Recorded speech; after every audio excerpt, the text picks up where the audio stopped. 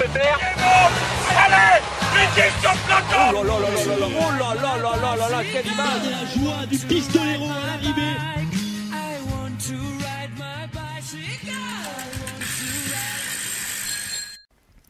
Eh bien, bonjour à tous, bienvenidos a todos. On se retrouve pour un nouvel épisode de Chasse-Patate à l'accent espagnol. Comme vous l'avez entendu, mais on va quand même parler en français, c'est quand même plus pratique. On va parler du Tour d'Espagne, on va faire un petit débrief de ce qui s'est passé sur la Vuelta. Et pour cela, je suis avec trois accompagnateurs qui ont suivi la Vuelta de long en large et en travers et qui vont pouvoir nous raconter tout ce qu'il s'est passé avec un avis objectif ou pas. On ne sait pas ce qui va se passer. Et donc, je vais les accueillir un à un. On va commencer par Théo. Salut Théo. Salut à tous. Et on a également Alex. Salut. Salut. Et pour finir, Anselme. Yo. Bon, très bien. Maintenant que les présentations sont faites, on va revenir un petit peu donc sur le classement général de la Vuelta. Le Tour d'Espagne qui a été remporté par le Britannique Simon Yates. Il est suivi sur le podium par Enric Mas qui est à 1 minute 46 et Miguel Ángel López qui est à 2 minutes 04. Et d'ailleurs, Simon Yates, le Britannique, remporte la Vuelta après le Tour d'Italie remporté par un autre Britannique, Christopher Froome, et le Tour de France remporté également par un autre Britannique, Geraint Thomas. C'est la troisième fois dans l'histoire que cela arrive qu'un pays remporte, que les coureurs d'un seul et même pays remportent les trois grands tours. La même année, il y avait eu la France en 64 avec Anquetil et Poulidor, et l'Espagne en 2008 avec Contador et Sastre, mais voilà, c'est la première fois que ça arrive avec trois coureurs différents. Et donc Simon Yates qui n'a pas craqué, contrairement au Tour d'Italie, il a porté le maillot rouge de leader au total une bonne dizaine de jours à partir de la 9e étape en le laissant 2 jours à Jesus Herrada. Et alors la question que je peux vous poser, c'est est-ce qu'il a mieux couru à Simon Yates que sur le Tour d'Italie? Allez, par exemple, Théo, qu'est-ce que tu penses de dans les faits, on voit que oui, enfin il a mieux couru puisqu'il a gagné, quoi, contrairement au Tour d'Italie. Donc oui, c'est sûr qu'il a mieux couru. En tout cas, la finalité est bien meilleure. Mais sur le Tour d'Italie, ouais, je pense qu'en fait il en a trop fait, surtout en première semaine. Alors que là, tu vois qu'en première semaine, il était pas qu'il se cachait, mais en tout cas, il était pas ultra surdominant comme il était sur le Giro. Donc ouais, il a bien géré, même je pense sur la dernière montée, il avait vraiment tellement peur d'exploser qu'il s'est mis à son rythme dès le pied, et comme ça lui permettait d'assurer le maillot. Et ouais, bien joué à lui, quoi. Je pense que c'est ce qu'il fallait faire. Il a vraiment couru comme il fallait, en tout cas pour remporter la Vuelta, et c'est bien joué à lui. Après, il faut dire que le parcours se prêtait peut-être moins aussi à de grandes envolées comme en Italie, non? Ah oui, c'est sûr que ça va moins ça mais c'est la Vuelta, hein, ça on sait bien. c'est le principe de la Vuelta, c'est bien aussi d'avoir des grands tours un peu différents, quoi. Donc c'est sûr que oui, en même temps, il a bien couru, et en même temps le parcours lui convenait mieux. Ouais, c'est aussi ça. Alex, qu'est-ce que t'en penses, toi? Est-ce que tu rejoins? Oui, plus ou moins. Mais je me permets d'ajouter aussi qu'il n'y a pas vraiment eu de grosses étapes super avec du gros super D+, comme on a pu voir avec le Giro, avec le Finistère, avec Froome qui attaque de loin, et avec l'enchaînement qui a bien fait mal aux pattes. Et surtout Simon Yates, il n'a pas vraiment été attaqué, si je puis dire, par ses concurrents, Nero Quintana et Valverde qui se marquaient, Lopez qui avait juste pas envie d'y aller, et Mas qui se battait plutôt sur le podium parce qu'il est jeune et qu'il avait juste plutôt envie de faire une place. Simon Yates, il a eu beaucoup plus de liberté et il a beaucoup moins été attaqué. Ouais, c'est vrai que l'adversité était un petit peu différente par rapport à l'Italie. Ça c'est une certitude. Là, ça, de toute façon, chaque situation est différente de la même manière. Et toi, Anselme, quel est ton avis sur la question, un petit peu? Moi, je suis assez d'accord avec Théo. Je pense qu'il a beaucoup mieux couru. Parce que même s'il va chercher une étape, je pense qu'il avait les jambes pour aller en chercher 2 ou 3 en plus. Mais il s'est retenu parce que il voulait pas craquer comme au Giro. Et donc, même si pour le spectacle, c'est sûr que c'est moins bien, il est resté dans les roues. Mais tactiquement, c'était parfait. Il a fait aucune erreur. Quand il a vu qu'il avait les jambes, il a pas hésité à faire l'effort, comme sur l'étape 19, où il part derrière Pinot, Quintana, Kruijswijk, et puis il laisse tout le monde sur place derrière. Donc je pense tactiquement c'était parfait. Il était le plus fort et il en a pas trop fait. Et le Giro, je pense que ça lui a bien servi pour ça. Ouais, en somme, on peut dire qu'il a remporté cette Vuelta grâce à son échec sur le Giro, un peu. C'est un petit peu ça comment on peut conclure la chose. Ouais, moi je pense que c'est ça. Ouais. Après, je sais pas si s'il avait pas vu courir le Giro, il aurait quand même gagné ou pas, ça on peut pas savoir à la Volta. Mais ouais, je pense que oui, l'échec du Giro lui a vraiment fait peur et c'est pour ça qu'il s'est dit vraiment, on va y aller tranquille au début, il y a 3 semaines, tout le temps de gagner, et c'est ce qui s'est passé. Donc.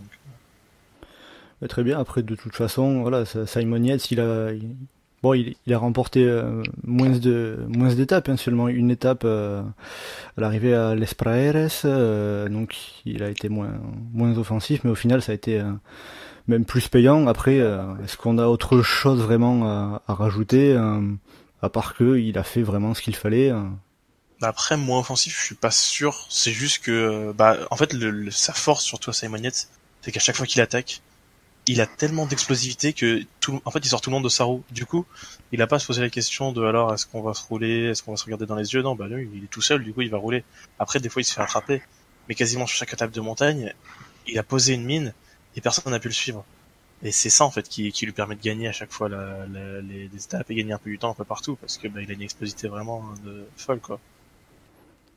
Et après même, est-ce qu'on ne peut pas dire que il a aussi bénéficié du fait qu'il n'y ait pas de grands grimpeurs rouleurs, comme il y a des Dumoulin, des Froome, des Thomas, ou que la Sky n'ait pas été aussi imposante, parce que le contre-la-montre aurait pu lui porter préjudice dans ce cas également. Moi je pense que s'il y avait eu des gros grimpeurs comme Froome ou Dumoulin, il aurait été beaucoup plus offensif dans les étapes de montagne ou dans les murs. Mais après sur le chrono de la Volta, il finit 13 à 1,29 de Nice, 1,28, donc c'est pas si loin que ça comparé à d'autres. Et je trouve que cette année, il s'est vraiment imposé comme un coureur qui roule pas mal du tout et que c'est pas tant une faiblesse comparé à beaucoup d'autres coureurs comme Quintana ou Pinot. Mais surtout, faut pas oublier que le chrono, il était pas vraiment si long que ça. Il y avait 30 bornes de chrono, c'est ça? À peu 32, près 30 bornes. Ouais, c'est ça, 30. Ouais. 30 bornes de chrono. Même au niveau des écarts, Denis il est un monde au-dessus, le deuxième Roscops il est quand même à 50 secondes. Ouais, voilà, donc il y avait pas énormément de niveau. Un Dumoulin, ça peut quand même... c'est du niveau de Denis, voire plus, mais on n'est pas vraiment dans le cyclisme fiction, c'est-à-dire qu'on peut pas vraiment donner d'assumption de ce qui serait passé, s'il y aurait eu Froome, s'il y aurait eu Thomas, s'il y aurait eu Pouls qui était censé faire la Vuelta et qui au final a été dévié sur le Tour. On peut pas vraiment donner d'idée de ce qui s'est passé vraiment, donc moi je pense que on aurait eu une Vuelta différente avec des rouleurs, mais après je sais pas si Yates aurait couru différemment ou quoi que ce soit. Et en tout cas, donc après, au niveau de ceux qui le suivent au général, donc deuxième Enric Mas, lui c'est si je me trompe pas, hein, c'est sa première grande performance sur un grand tour en classement général. C'était pas forcément sur lui qu'il fallait compter pour aller renverser Simon Yates, parce que il était peut-être déjà bien content d'en être là. Ah bah oui, non, c'est sûr, parce que à mon avis, Mas, lui, il a couru pour une place au général. Il a jamais couru pour la victoire, parce que d'ailleurs c'est son 3e grand tour, même pas 3e grand tour. Il a jamais vraiment deuxième grand tour. Il a jamais vraiment fait de grosses performances avant. Pour lui, c'est incroyable de vivre ça. Il a 22 ans, 23 ans. Donc sur son prochain grand tour, lui, cette fois-ci, il pourra décider de viser la victoire s'il le souhaite. Mais là, franchement, lui, il voulait juste faire la meilleure place possible et il n'a pas vraiment pris ses responsabilités. Il voulait juste suivre. En revanche, ce qui est inacceptable, c'est que des concurrents comme Quintana, comme Miguel Angel Lopez, surtout, quand même, lui qui a absolument rien fait contre Yates. Donc, c'est des gens comme ça qui auraient dû avoir la responsabilité puisqu'ils ont déjà fait des gros résultats sur les grands tours. d'aller chercher Yates et ils l'ont jamais fait. Oui, parce que c'est vrai qu'au final, Yates a pas tant été mis en difficulté que ça au final. Bah moi je suis pas trop d'accord. Hein. Que bon, enfin si on en revient à Mas déjà, Mas, bah c'est vrai que bon, c'est pas été le plus offensif, mais même il a suivi les coups, etc. C'était pas non plus comme Lopez sur le Giro, quoi. Donc et puis même sa deuxième saison pro, première fois qu'il joue le général, enfin on peut pas trop lui en vouloir, comme a dit Alex. Mais par contre sur Lopez, je lui ferais pas du tout la même reproche que par exemple sur le Giro, parce que sur le Giro autant on l'a vraiment pas vu. Là vraiment il y avait des reproches à faire, je suis d'accord. Mais sur la Volta, là, sur cette Volta, il a été offensif quand il pouvait, parce qu'il y avait des moments où on voyait qu'il était pas fou. Et du coup, bah, il était en queue de peloton et finalement il attaquait pas ou il attaquait en facteur. Du coup, bah, ok, ouais, à un moment il a pris un peu de temps alors tu voyais qu'il était un peu moins bien. Ah, c'était tant mieux, mais quand il était bien, en général, il attaquait, il faisait rouler, etc. Donc Lopez, je lui ferais pas le reproche de pas avoir assez attaqué. Je pense qu'il a fait ce qu'il pouvait, juste que il a eu 2-3 problèmes et du coup bah il est à sa place, quoi. Il est troisième, il aurait peut-être pu être deuxième et je le voyais pas de toute façon dépasser Yates. Est-ce que le problème, on va dire, enfin problème entre guillemets, c'est pas un problème en tant que tel, mais est-ce que Lopez n'avait juste pas les jambes en fait au final pour aller chercher plus haut? Bah On a quand même vu que sur la dernière étape, il pouvait aller y rivaliser avec Yates, en tout cas. Alors après, est-ce qu'il aurait pu détrôner à un moment ou à un autre un peu plus? J'en sais rien, mais en tout cas, sur la dernière étape, il a prouvé qu'en montagne, il avait de meilleures jambes, en tout cas, que Yates. Après, c'est qu'une étape, on peut pas vraiment englober ça à tout le tour, ou à comment est-ce qu'il aurait performé autrement, mais en tout cas, je pense personnellement qu'il avait les capacités physiques d'aller rivaliser avec Yates. Le battre peut-être pas, mais en tout cas rivaliser avec lui, c'est certain. Toi, Anselme, par exemple, est-ce que tu es d'accord avec ce que Moi, je pense pas. Je pense pas. Le parcours n'était pas assez favorable comparé à Yates. Il préfère les plus longues ascensions. Et le Britannique est clairement au-dessus de lui sur les Muritos, comme il y a en Espagne. Donc, à la rigueur, il pouvait espérer être plus proche. Mais Yates, je vois pas comment il aurait pu faire, à moins d'avoir vraiment un niveau en montagne bien supérieur à ce qu'il a montré déjà. Moi, je suis d'accord avec Anselme, puisque bah en fait, quand tu disais Alex qu'il était un peu meilleur ou qu'il avait fait jeu égal avec Yates sur la dernière étape, c'est la seule grosse étape de montagne où il y a vraiment des étapes où il y a vraiment des grosses montées du début à la fin, enfin des vrais cols du début à la fin.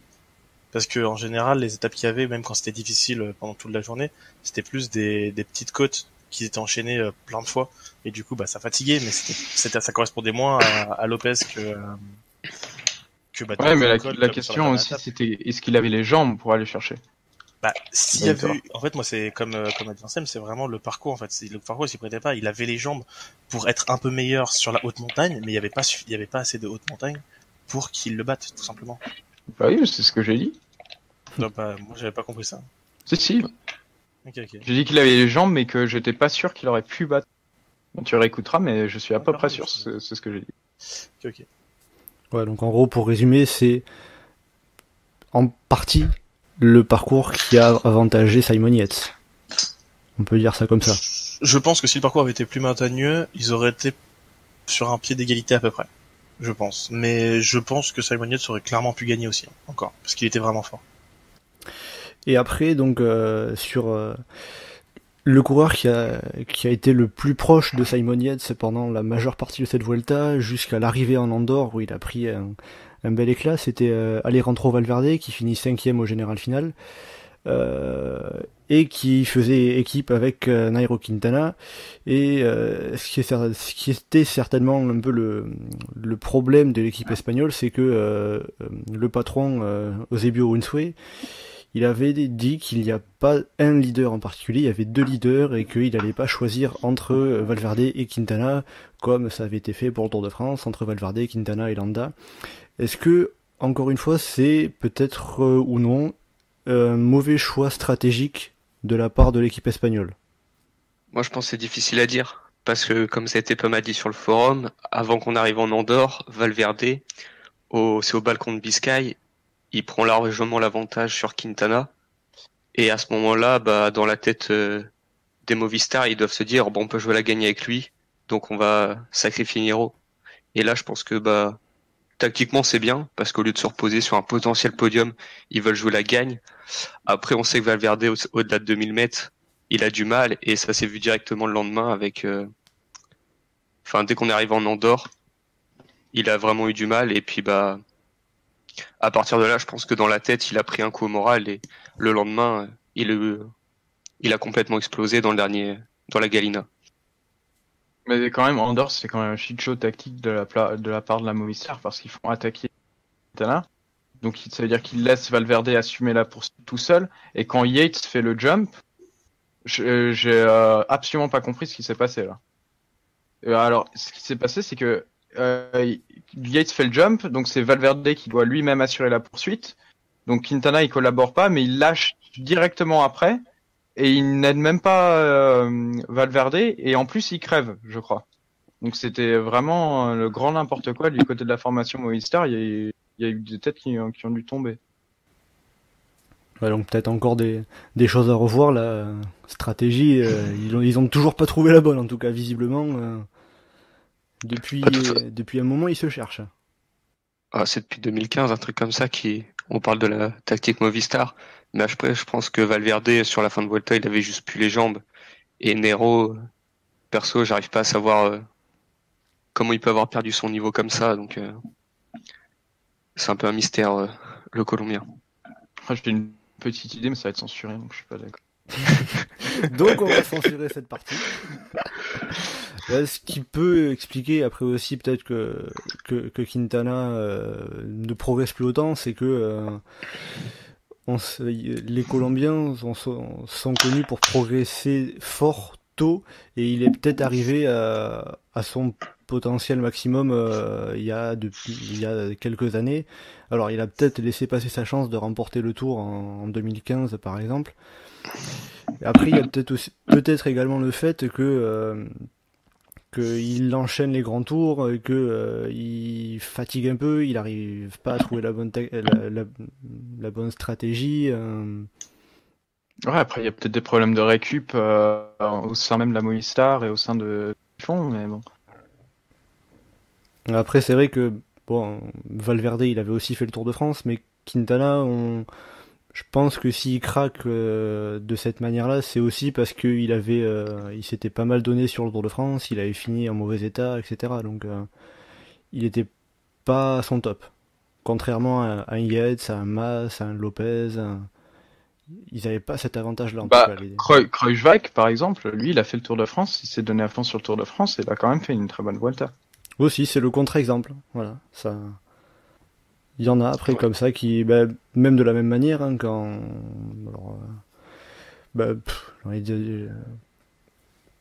Quintana, dans 2016, il a fait le Tour ou pas?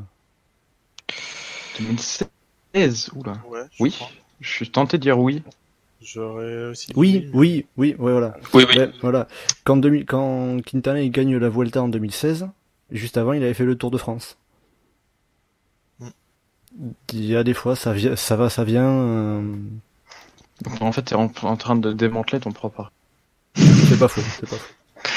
Après, ouais, moi, le problème que je trouve avec Quintana, c'est même pas qu'il stagne, c'est surtout qu'il régresse, en fait, en niveau. C'est ça qui est plus inquiétant, parce que, comme tu dis, il est colombien, du coup, il atteint son pic un peu plus tôt. Ça, je veux bien le croire. Mais là, il est clairement moins bon qu'il y a 2-3 ans. Enfin, 3 ans. 3 ans et avant. Du coup, c'est ça qui est bizarre. Il y a, je sais plus qui en avait parlé à un moment, qu'apparemment il était considéré qu'à des moments il faisait les choses un peu en dilettante, qui se donnait peut-être pas à fond dans le métier de cycliste. Donc c'est peut-être une piste pour une explication, mais bon ça voilà quoi, ça peut être aussi il tout vrai et juste je sais pas, il a perdu son niveau. Ça arrive, c'est pas la première personne à qui ça arrive. Et je pense pas que ce sera la dernière non plus quoi. Et après, est-ce que ça peut pas être sinon lié à un manque de confiance avec le fait que la direction de Movistar ne mette pas tous les pions sur lui, que Landa arrive et que de la même manière on joue les 3 cartes à la fois? Est-ce qu'il aurait pas besoin d'une confiance complète pour retrouver son meilleur niveau? Ça peut être ça, ou alors justement il se met trop la pression parce qu'il veut trop réussir et s'imposer, parce qu'il est beaucoup plus attendu maintenant et pas mal critiqué. Et en plus, il y a pas mal de Colombiens qui poussent, donc ça peut être l'un ou l'autre une des explications. Mais je sais pas. Franchement, Quintana, c'est un peu l'énigme du cyclisme maintenant, parce que on l'attend pas, mais il y a des fois où il va être très offensif, ou des fois il va rien faire. Il y a des fois où il va être assez incroyable en montagne, il y a des fois où il va juste rester planté là et il va avoir énormément de difficultés à tenir les roues. Donc je sais pas trop ce qui lui arrive. Ouais, ça peut être une crise de confiance, ça peut être aussi un mauvais entraînement, un mauvais entraîneur, une mauvaise ambiance au sein du groupe Movistar, tout simplement avec Landa, avec Valverde, avec les leaderships qui sont partagés, avec l'ascension de Carapaz et compagnie. Bon, eh bien, sinon, mis à part le fait que la trajectoire de Quintana, ça pourrait peut-être faire un Andy Schleck bis, est-ce que vous avez d'autres choses à relever sur ce qu'a fait la Movistar ou sur les principaux coureurs classés au classement général de cette Volta? Sur la Movistar, juste pour en revenir, je vais parler juste vite fait de Valverde. Et qu'il était, Valverde en fait, vraiment il a fait une Volta on pouvait s'y attendre parce que il était très fort dans tout ce qui lui convenait et dès que ça a commencé à monter un peu en altitude, ça allait plus pour lui quoi. Et en plus c'était les enchaînements de col et tout, donc à la fois c'était bien, genre c'était cool de le voir en bien classé jusqu'à la fin, mais en même temps, on sentait que, moi en tout cas je sentais qu'il allait pas tenir les 3 semaines et que finalement il allait craquer au bout d'un moment.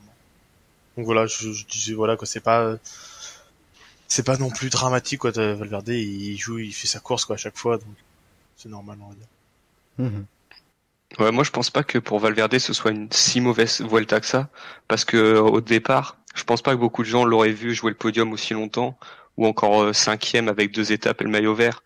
Donc même si on peut être déçu après en se disant qu'il aurait pu faire mieux, je pense que après son Tour de France où il a été un peu plus de difficultés, comparé à ça, c'est une très bonne Vuelta pour lui. Ouais, c'est ça, ça va servir de transition, mais je peux comparer ça un peu à Galopin qui a été déçu de ouf de pas faire top 10, alors que finalement, sa Volta, elle est aussi réussie, quoi, parce qu'une étape et top 11, c'était inespéré. Du coup, ça fait transition toute trouvée pour les Français. Oh, alors là, bravo. Ça. Celle-là, c'est une des plus belles transitions, tout en douceur. Sur Galopin, en plus. Et donc justement, tant qu'à faire, les Français, eux, contrairement au Movistar, les Français, les équipes françaises, donc que ce soit AG2R La Mondiale, FDJ, Cofidis, ont fait dans l'ensemble quand même une très belle Volta avec 5 victoires d'étape. Bouhanni au sprint, Galopin en costaud après des bordures, Geniez en échappée, et Pinot également à 2 reprises, ce qui marque bien sa montée en puissance en vue des championnats du monde. Et également 6 jours avec le maillot de leader pour les équipes françaises, Rudy Mollard 4 jours, et Jesus Herrada 2 jours pour la Cofidis. Et on signalera également que Luis Angel Maté de la Cofidis a porté pendant un long moment... Jesus Herrada. J'ai dit... Non, Luis Angel Maté. Et Luis Angel Maté, il a porté le maillot à poids. Le maillot à poids. Ah, le maillot à poids, pardon. J'ai entendu maillot. C'était pas fini, en fait. Ah, je suis désolé. Tu voulais finir ma phrase. On va dire ça, ouais. Et donc, Luis Angel Maté, qui a porté un long moment le maillot blanc à poids bleu, avant de craquer par fatigue à force face à Thomas de Rent. Il était malade en plus, je crois. Oui, voilà, il était malade, donc ça s'est mal fini, même si ça avait très bien commencé pour lui. Est-ce que...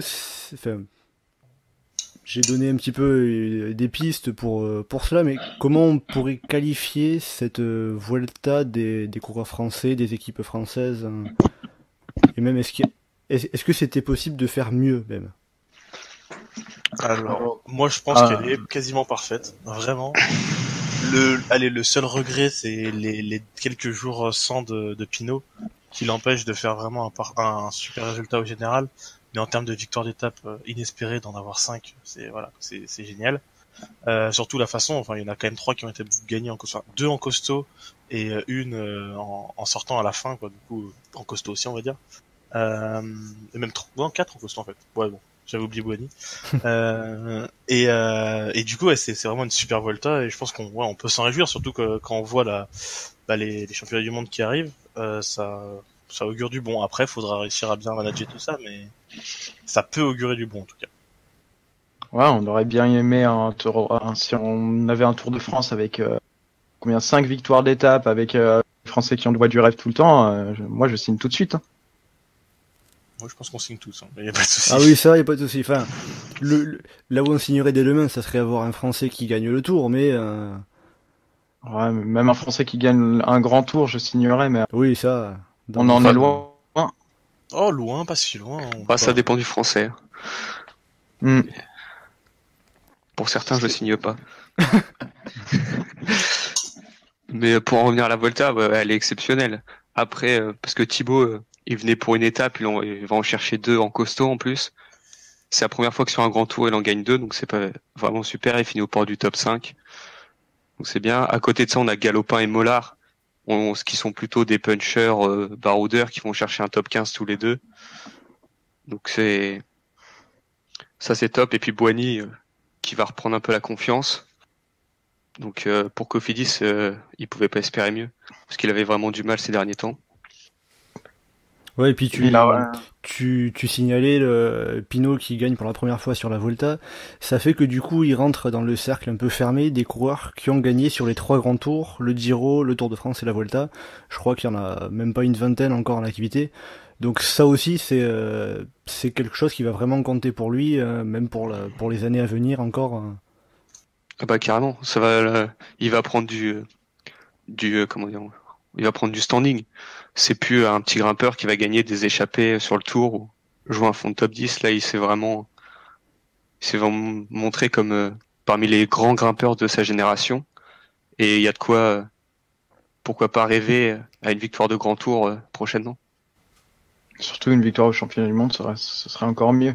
Mais surtout, à mon avis, Thibaut Pinot, il s'est éclaté. Il a pas cherché à faire une place au général. Il a foncé juste pour les étapes, et il a réussi magnifiquement. Et en prime, il a eu une petite placette au général, pas trop mauvaise. Pour moi, c'est un Giro parfaitement réussi et il a réussi à faire taire une Volta, pardon. Le Giro, c'était presque réussi. Ouais. Moi, je verrai un seul point noir pour Pinot, c'est l'arrivée au Balcon de Biscaye, où il perd quand même pas mal de temps sur les favoris, parce que la bordure, on sait toujours que ce sera un de ses défauts, le placement, et sur le chrono, il était à un niveau correct. Donc, moi, c'est le seul regret que j'aurais pour cette Vuelta. Sinon, c'est sûr, là, il perd 2 minutes 30 quasiment. Ah bah, il perd la possibilité de jouer le podium. On va dire qu'il aurait fait les temps de Lopez, par exemple, ou à peu près. Ouais, il perd 2 minutes 30, et au général, à l'arrivée, à 2 minutes 30 en moins, il est 4ème, quoi. Il est entre... Ouais, mais alors, est-ce que on l'aurait laissé partir sur ses offensives à chaque fois s'il avait eu ces 2 minutes? Non, là, je parle juste des Biscaya, là. Ok. Ça aurait pas trop influé sur sa fin coup, de Volta, du coup. Vous savez pas. Autant la première étape qu'il gagne, je pense qu'il était très fort et qu'il jouait parmi les tout meilleurs, mais que le fait qu'il soit un peu plus loin en général à cause de la bordure, ça l'est avantagé, ça d'accord. Mais la deuxième, le Balkan de Biscaya, après, la deuxième étape qu'il gagne et tout le reste du temps qu'il prend, c'est... Ah ouais, non, c'était à la pédale avec... Il n'y avait pas de souci, quoi, pour ça. Ouais. Au final, c'est vrai que ce qui est quand même intéressant à remarquer, c'est que Thibaut Pinot, il fait 6ème, Tony Galopin, il fait 11ème, on a aussi Rudy Mollard qui est pas loin 14ème.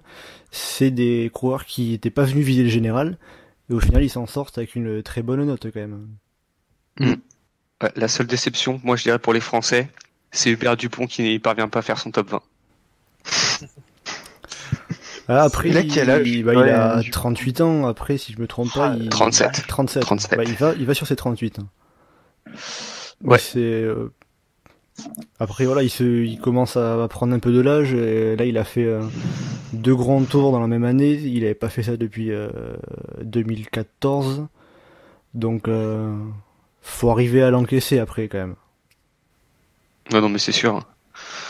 Donc, Après, il a peut-être aussi plus l'âme italienne qu'espagnole. ah bah si, c'est le successeur de John Gadret. Oh, il l'a déjà bien succédé en termes de participation, on va dire. Ah oui, clairement. Juste un peu moins de résultats, mais le top 20, il en fait chaque année, quoi, sur le Giro. Ouais. C'est vrai qu'il mériterait sa petite victoire, quand même. Ouais, bah, il a jamais gagné chez les pros. Mais en même temps, il faudrait qu'il parte en échappée un peu pour essayer de voir. Hein. Ouais, peut-être. Et il part quasiment jamais. En tout cas, là, ces dernières années, pas vu partir. Non, peut-être que ça lui plaît pas. Je sais pas. Ça doit être ça. Peut-être qu'il a peur des échappées. Après, peut-être son problème aussi, c'est d'arriver à être plus fort que quelqu'un, même dans une échappée. Ouais, mais il pourrait essayer au moins pour voir, quoi. Mais Ben King a remporté des étapes sur la Vuelta en échappée, donc bon. Oui, alors quand même, Ben King, il a quand même été très malin sur ces deux victoires. Sur ces deux victoires Parce à qu'il chaque prend fois. l'échappée de Mollema, c'est ça. Ouais, non, mais surtout à chaque fois, il attaque un peu avant la décision finale, et tous les autres, ils se regardent en chienne de faïence. Et au final, il a pris l'avance suffisante et il était peut-être pas forcément le plus fort intrinsèquement, mais il a été de loin le plus malin en tout cas. Ouais, mais il restait quand même assez fort. Il était pas non plus à la rue. Non, mais Ah oui, pour faire des performances comme ça, j'espère bien. Oui, voilà. bah, il était hyper fort et en plus après il s'est pas complètement relevé parce qu'il finit 24 juste derrière Fabio. Donc il a quand même été costaud tout le long de la Vuelta. Bon après, si tu veux, j'ai ta transition pour après avec pour Cofidis qui place quand même Herrada à la 21e place du général, mais c'est pas les meilleurs conti pro puisque Biscara pour Euskadi va chercher une belle 17e place. Je m'enflamme. Ouais, c'est ça, ouais. Biscara 17ème. En plus, pour le premier grand tour de l'équipe Euskadi Morias, qui est monté en Continental Pro cette année. Comme tu l'as dit, Euskadi Morias, donc, qui a en plus remporté une étape de belle manière avec Oscar Rodriguez. Et Cofidis avec une victoire d'étape, 2 jours en rouge, un long moment avec le maillot à pois. C'est deux équipes Continental Pro qui ont fait une très très belle Vuelta. Mais à l'opposé, les deux autres équipes invitées, que ce soit Burgos BH et Cara Rural, ont été quand même un peu plus en retrait quand même. Est-ce que c'est aussi le constat que vous faites? Oui, mais on va pas se leurrer, Burgos BH et Cara Rural, ils avaient beaucoup moins fourni que ce que le Skadi Murias et ce que surtout la Cofidis pouvait proposer. Donc c'est pas vraiment de leur faute, ils ont des coureurs, ouais c'est sympa, mais bon, quand t'as dit une Fabricio Ferrari sur la Vuelta, quand tu compares ça à Oscar Rodriguez ou Nasser Bouhanni, ça le fait pas vraiment.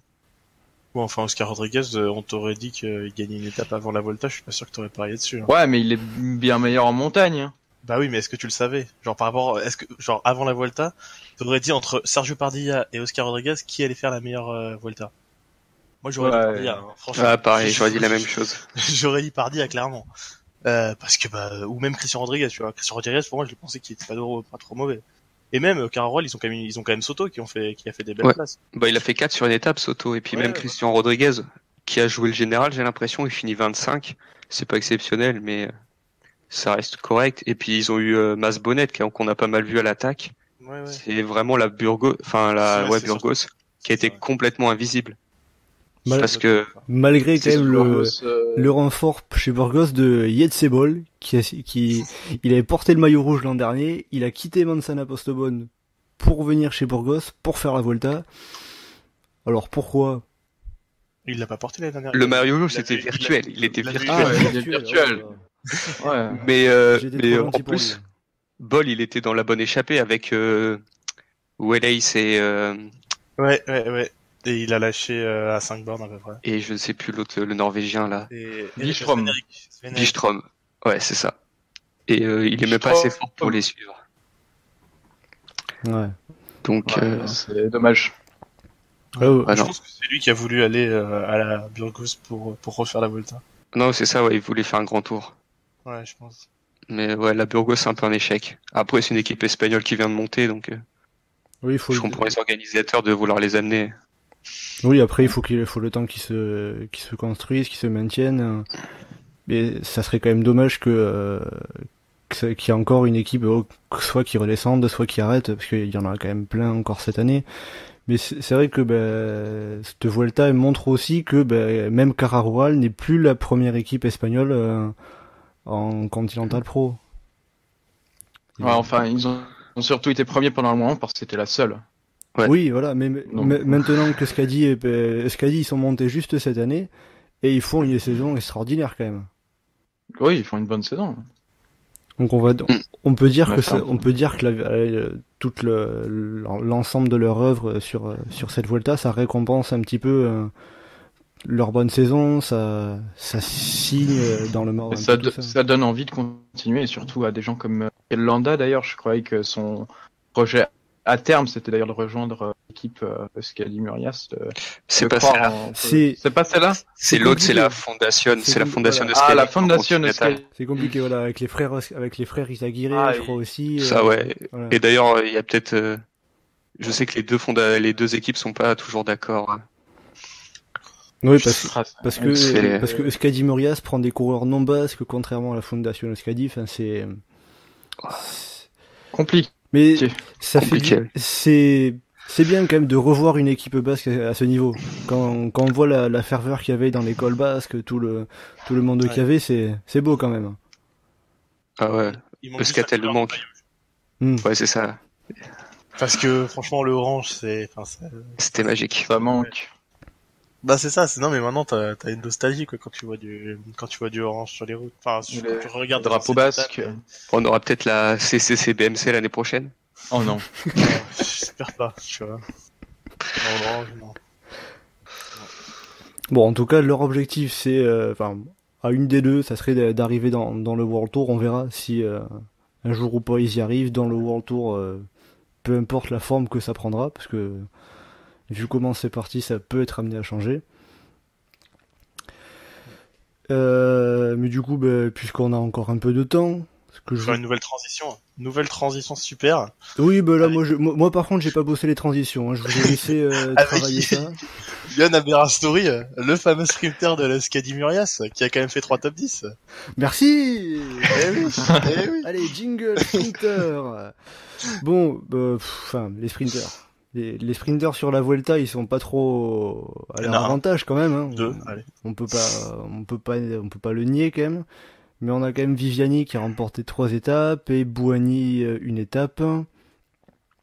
Sagan. Non, il a pas remporté d'étape. Non.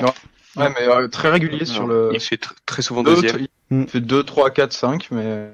Ouais, il a failli l'emporter à Lleida mais il s'est fait surprendre par l'échappée et par Yellow Alays et Sven-Erik Byström. C'est ça. Ouais, il a fait quand même 6 podiums. 6 podiums, c'est pas mal. Ouais, lui qui était venu se préparer pour les mondiaux. Ouais, après, ça fait. Je peux me tromper, mais il me semble que ça fait quand même aussi un petit moment qu'il avait pas fait 2 grands tours dans une même année. Il a peut-être eu un peu de mal à encaisser ça, quand même.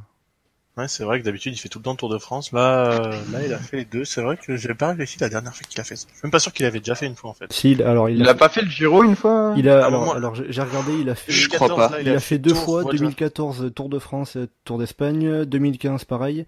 Mais là c'est la première fois qu'il a fini le Tour et la Vuelta. Ouais, voilà. Il a jamais couru le Giro. Non. Parce que d'ailleurs, je me rappelle, c'est pour ça qu'il était parti de Cannondale à l'époque, il me semble. C'est parce que l'équipe s'était arrêtée sinon aussi. Ouais, mais parce que à terme ils allaient vouloir le mettre sur le Giro. Ok. Et en tout cas donc dans les sprints il s'est retrouvé face à un ancien coureur de Cannondale, donc Viviani. Est-ce que c'est au final il a encore montré que c'est certainement lui le grand sprinter de la saison? Ouais, moi je suis d'accord. Pour moi c'est le. Enfin, je sais pas si c'est le meilleur sprinter parce qu'on n'a pas vu, il a pas fait le tour, du coup on sait pas. Mais en termes de résultats, quand même. Il a fait quand même une pure saison. Bah oui, mais sur sur le tour, on n'a pas vu, on l'a pas vu face à Gaviria. Il était pas là. Après, ils sont dans la même mais équipe. on l'a vu contre il y Ewan a quand même. On l'a vu contre Ewan quand même au Giro, il a prouvé qu'il était plus rapide qu'Ewan. Donc voilà, ça se place là quand même en termes de. Ewan n'était pas sur le Giro, c'était Bennett. Ewan- Ah fuck. Ewan, justement, il a fait un grand tour cette année. Il s'est fait un peu avoir. Je pense que c'est parce qu'il partait à la loto, ça doit être ça. Ouais, il y avait un conflit, il avait failli faire le grand tour et puis au final non. Ouais. Non mais Les Après- souvenirs se mélangent dans ma tête, ça a dû être l'année dernière avec. Oui, c'était l'année dernière. Possible. Ouais, L'année dernière, il avait fait, mais oui. Mais Ewan, cette année, a progressé, je trouve, en sprint, quand même. En sprint pur. Mais pas en victoire. mais il était pas sur la Vuelta non plus. Tout à fait. Mais Viviani va quand même chercher cette étape de grand tour cette année avec un classement par points, donc c'est pas mal. Mais de toute façon, depuis l'année dernière et la fin de saison, quand il avait gagné, c'était quoi? C'était Plouay et Hambourg déjà. Il avait montré qu'il avait passé un palier. Mhm. Donc là, je pense qu'il fait que aussi, confirmer. il confirme aussi la domination incroyable de la Quick-Step tout. Oui, Parce que particulièrement énervante. Enfin, moins agaçante que celle de la Sky parce que généralement la Quick me dérange moins que la Sky qui généralement quand même avec la manière, sauf sur la Flandrienne où ils font tout le temps des tactiques mongoles. Bon, après, Et puis, Oui, vas-y. ouais, Viviani, faut pas oublier qu'il était champion d'Italie en costaud parce que moi, je sais pas si vous l'avez regardé, moi j'avais regardé parce que dans les dernières bosses, il suit Pozzovivo qui allait pas de main morte et donc il a prouvé aussi qu'il avait pas mal progressé dès que ça montait. J'avais vu aussi, ouais, c'est qu'il y avait Pozzovivo qui avait placé une petite mine et il avait suivi. Ouais. Donc il devient de plus en plus complet et pourquoi pas Milan-San Remo l'année prochaine? Pourquoi Ouais, ce pas serait bien. Avec le maillot de champion d'Italie, ça serait une belle image pour les tifosi. Espérons qu'il fasse pas deux, parce que sinon il va se mettre à pleurer.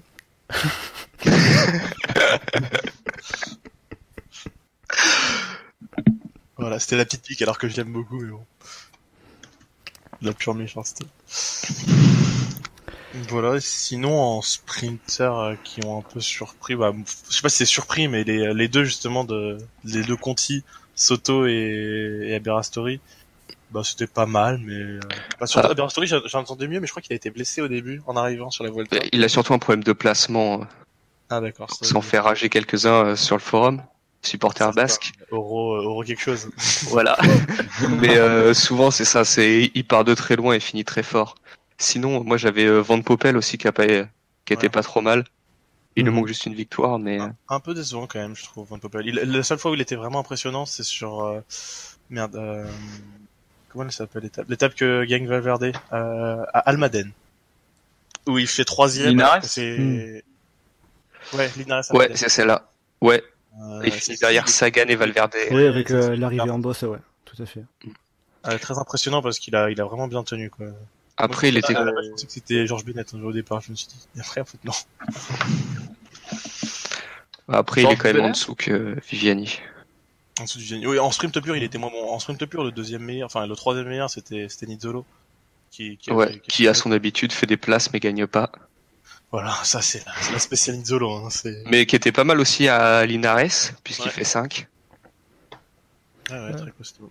Nizzolo, il a quand même réussi à revenir au niveau parce que l'an dernier, sa saison, c'était très très très compliqué quand même. C'est la théorie du fin de contrat. Ouais. Les gars en fin de contrat sur la Volta, ça carbure. Hein. Bon, sinon, côté français, il y a Saro aussi qui fait 2 top 5. Ouais, j'allais le mentionner, côté Cocorico, il y avait Saro qui fait des bons petits sprints à chaque fois. Mais après, deux sprints. Mais c'est pour son premier grand tour et après, il arrivait à être là le dernier jour, pas trop mal. Est-ce qu'on pouvait pas en attendre plus justement de Marc Saro? Pas vraiment. Ça dépend. En fait, ça dépend par rapport à quoi. Par rapport à son début d'année où il était vraiment, début d'année, c'est l'étoile de Bessèges, il était pas vraiment costaud. Ok, mais en vrai non. Enfin, quand tu parce que ça reste de la. Quand tu vois les références de Saro, ça reste quand même contre Brian Cocard, donc sprint, voilà, ça. Ah oui, c'est sûr. J'aurais dit les 4 jours avec il y avait Greipel aussi. Ouais. Et après, sinon c'est que sur le circuit. Il gagne, c'est pas face à Greipel. Hein. Non. Greipel, il a pas soulevé. Ça reste que sur le circuit français qui gagne. Il y a aussi côté Bahreïn, Ivan Garcia Cortina qui fait quand même des fonds de des fonds de top 10 à chaque fois et très régulier à seulement 21 ans. Ouais, 21 mais ans, lui, c'est 21 ans. plus. C'est pas un pur sprinter, lui. Non, c'est un Il puncher. Là. Ouais, c'est un tout-terrain, c'est... Je le vois plutôt comme un sprinter à la Cancellara qui fait des gros sprints de malade et qui, sur la fin, en prenant un peu d'avance, peut faire un truc, mais Un gros bourrin, quoi. à la rigueur, il peut nous faire une Compiègne 2007, mais en sprint pur, il se fait battre largement. Non, moi, là où il m'avait surpris, c'était, quelle Pour étape des il était échappé, là? Ah, c'était pas l'an dernier. Si, c'était l'an dernier. Non, l'an dernier, À Guijon, enfin à Rijon.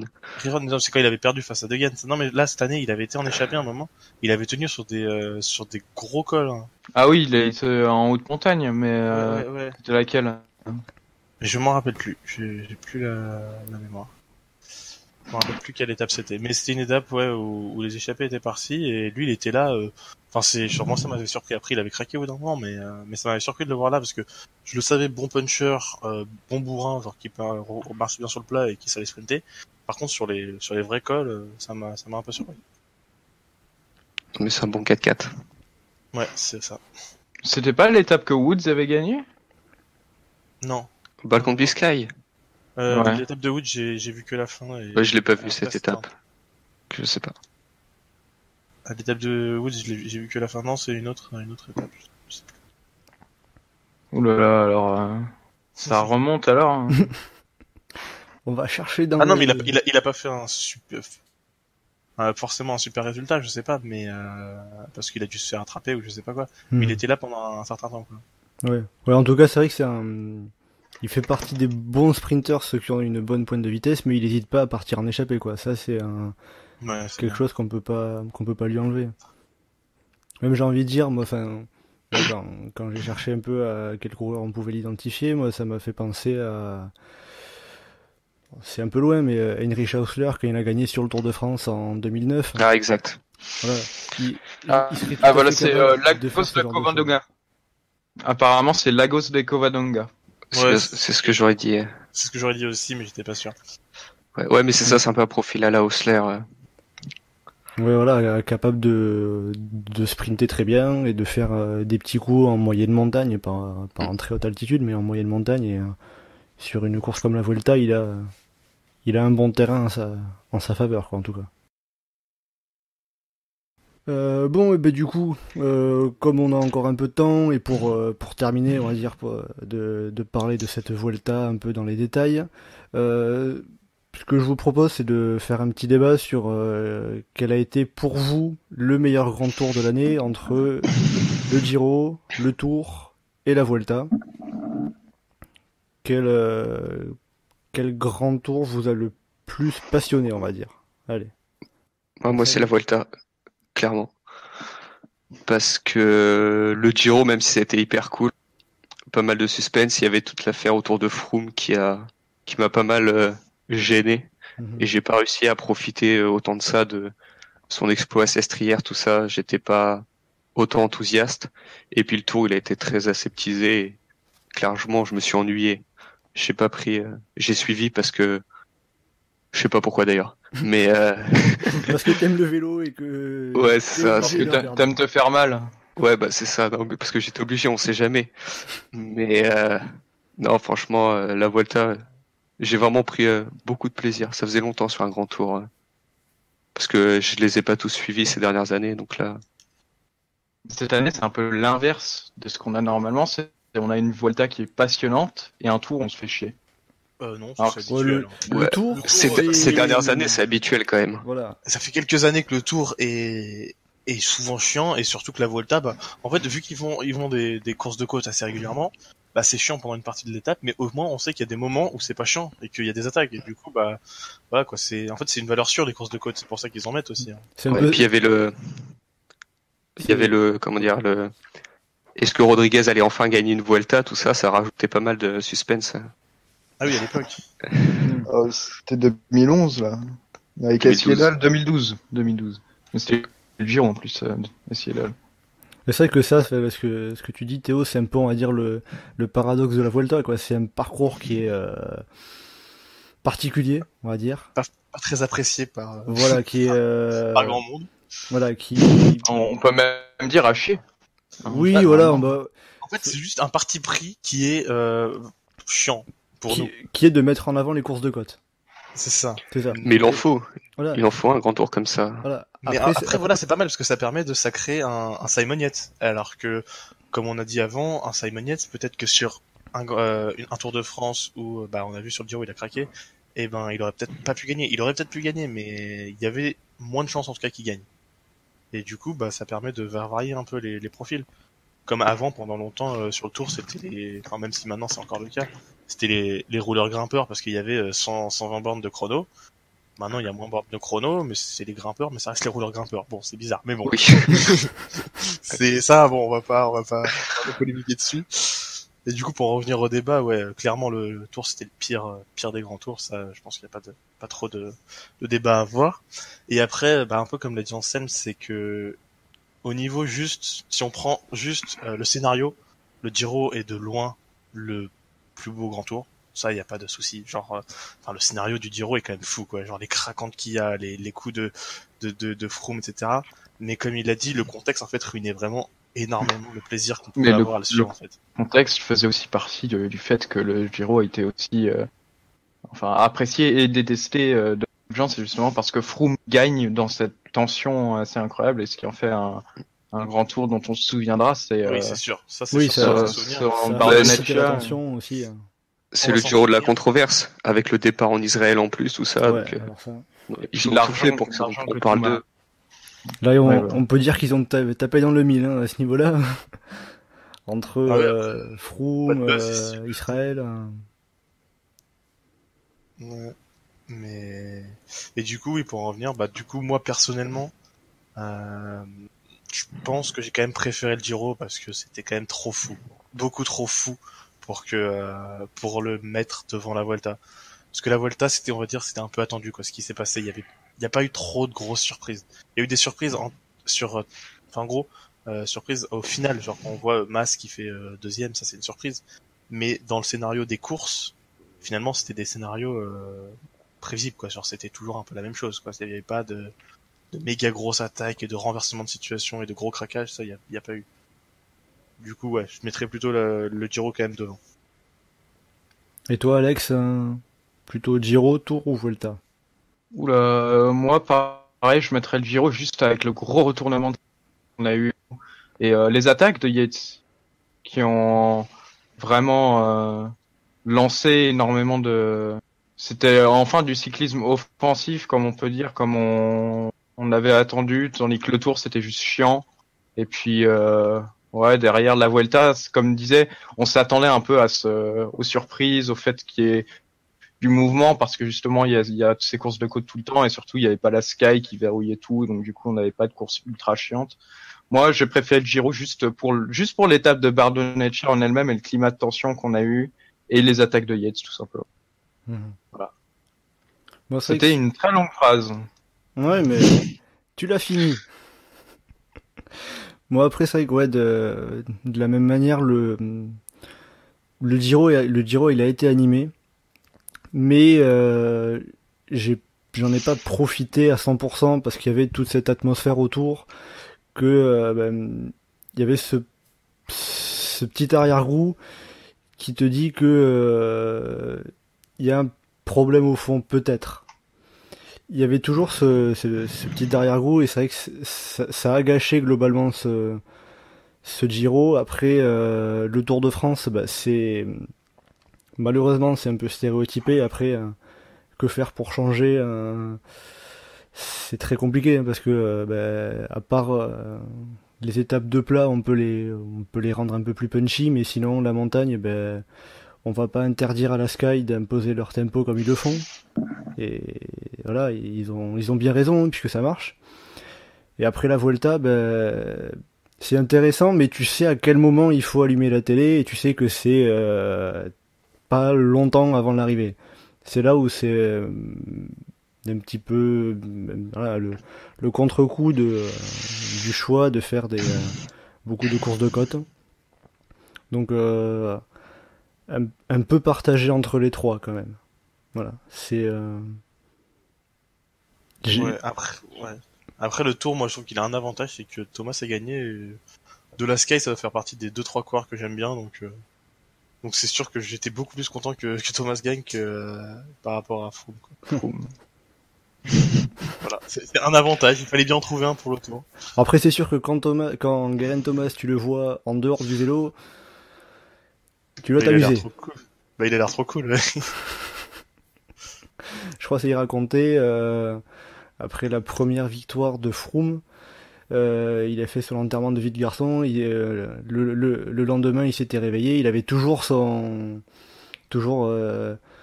tenue un peu de cycliste. Il avait pas enlevé et tout. Il était complètement torché. C'est l'esprit gallois un peu quand même. Ah oui. Apparemment, il kiffe le rugby et le foot aussi, mais. Donc, du coup, ouais, c'est. Ouais, mais ça comme Froome est absolument dégueulasse. Ce qui est encore une partie pour les gens. Déjà, les gens l'aiment pas parce qu'il gagne tout le temps, mais ça, moi, je lui en veux pas vraiment. Comme qui est dégueulasse, et puis toute l'affaire qu'il y avait avec son affaire après la Vuelta, et le fait qu'il ait couru le Tour, alors qu'il y avait toutes ces sanctions autour de lui.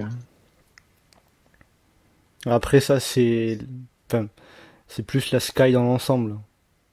À ce niveau-là, c'est pas que Froome en particulier, ça m'aurait étonné quand même que Braceforld dise à Froome cours pas le Giro, cours pas le Tour de France, et que Tour de France au final il a pu, hein, mais que Froome aurait dit ah non moi je veux faire le Giro, ça m'aurait franchement étonné. Voilà. Après c'est que voilà le côté jovial de Thomas, ça arrive à transparaître par-delà la com très fermée de la Sky, mais c'est vrai que ça ferme un peu tout ça quand même. Ouais, bah c'est le problème, hein. La com de la Sky, elle est bizarre. Ouais, en tout cas, la Sky, c'est quand même des équipes qui forment des gens à ouvrir d'école, mais comme personne, quoi. Tu te rends compte que Castro-Hierro, des mecs comme ça, à chaque fois, ils ont fait une performance en montagne, et puis la Sky, ils défoncent tout. Mais c'est absolument incroyable ce qu'ils font avec les garçons. Il est pas dégueu, mais là, il... Même un Lucro qui te fait Lucro, c'est déjà plus surprenant. Qui te fait un col et demi à fond la baraque, avec tous les autres derrière qui fument la pipe, et tous ces copains des Flandriennes qui explosent plus ou moins rapidement. C'est une des spécificités de la Sky, on va dire. Ah bah, moi j'attends avec impatience qu'Elisson remporte son premier tour avec la Sky. Ah, c'est mort, il y a Tao Geoghegan Hart maintenant. Oui, puis Bernal, tout ça. Ouais, Braceforld, il voulait remporter le tour avec un Français. Ça sera peut-être Alisson. Ouais, j'ai des gros doutes là-dessus. Quand même. Ouais, moi aussi, mais vu sa performance et vu comment à chaque fois la Sky c'est généralement à 30, tu commences vraiment à être leader, pourquoi pas. Elisson, il a que 28 ans. Hein. Ouais, mais sur un chrono, Elisson dit prendre une demi-heure. C'est sur un chrono de les gars, c'est la Sky. Ils vont le faire progresser aussi. Hein. Ça... Ouais, mais oui. Après là, on peut pas faire de plan sur la comète. Hein, ça... Oui, voilà. Non. C'est ce que la Sky va décider, ça va se passer. On verra bien. Bon, en tout cas, je pense qu'on a à peu près tout dit sur cette Vuelta, non? Est-ce que vous avez des choses à rajouter? Non, je pense qu'on a réussi à faire bien synthétique, et ça c'est bien. On sera fiers de nous. Voilà. Bon, du coup, je pense qu'on va pouvoir s'arrêter là. On vous donne rendez-vous très bientôt. On va faire un nouveau podcast dans pas très longtemps pour parler des championnats du monde qui arrivent assez rapidement également. Et donc je vous laisse dire au revoir à tout le monde avec votre petit mot, si vous en avez un ou pas. Théo? Moi je reviens encore sur Galopin comme mon mot d'entrée. Je suis très content qu'il ait gagné son étape. C'était un des meilleurs moments de cette Vuelta, si ce n'est le meilleur. Voilà. Alex? Allez, j'ai tellement pas préparé mes outros là. Ça fait trop longtemps que j'ai décroché chasse patate que j'ai pas fait d'outro là, ça commence à faire. Ah, on te revisite. Ouais, Du coup, t'as plus de mots, c'est tout? ouais, c'est tout. Allez, Jack Egg, champion du monde à Innsbruck. Et puis... Oh, ça c'est du pari. Hein. On verra déjà s'il est dans la sélection. Hey, J'ai pas regardé. Oh, mais... oui. À mon avis, il a des chances quand même. C'est le seul grimpeur décent que l'Australie. On verra. Et Anselme, pour finir. Bah, moi, je vais penser à nos auditeurs et nos auditrices en leur disant de ne pas oublier de pratiquer une activité physique régulière. C'est important. N'oubliez pas de manger, bouger. Et 5 Fait légumes par jour. Et voilà. Bon ben voilà, un petit message de santé publique pour finir. Rien de L'alcool plus beau. est dangereux pour la santé. Voilà. Là, On comme aurait ça- dû le dire sur Thomas. Putain, j'aurais dû faire ma conclusion là-dessus. C'est pas grave. Bon ben comme ça on finit très bien. Et bah du coup on vous dit à très bientôt. Muchas gracias. Et au revoir. Au Wiedersehen. Ah non, pardon. Ciao. Adios.